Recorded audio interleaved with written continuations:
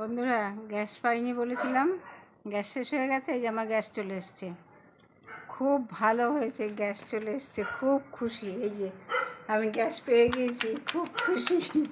যে গ্যাসের অবস্থা এতটা খারাপ ছিল, গ্যাস এসছে, খুব খুশি।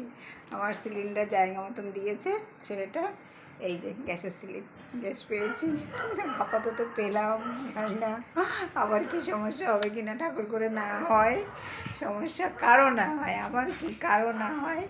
আমি সিলিন্ডার পেয়েছি, আজকে পেয়েছি, দিয়েছে যে তাকে দেখাচ্ছি, দিয়ে আবার আরেকটা গ্যাস পাশের বাড়িতে দিতে গিয়েছে, বেরোবে, দেখাচ্ছি। গ্যাস নিয়ে কি সমস্যা ছিল, সকলেই চিন্তা করছিল কি হবে কি হবে। আমার গ্যাস শেষ হয়ে গিয়েছে। আজকে এই সকালবেলা ভাড়াটের ঘর থেকে টিফিন করে এনেছি, আর মেয়েকে বলেছি গ্যাস শেষ হয়ে গেছে, তা বললো দুপুরবেলা রান্না আমি একসঙ্গে করব, তুমি এসে নিয়ে যাবে। গিয়ে নিয়ে আসতে হতো মায়ের আর আমার রান্নাটা।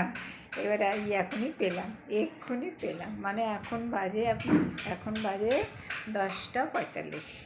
আজকে 20 তারিখ, হ্যাঁ মার্চের 20 তারিখ, 10টা 45-এ গ্যাসটা হাতে পেলাম, বুঝেছো?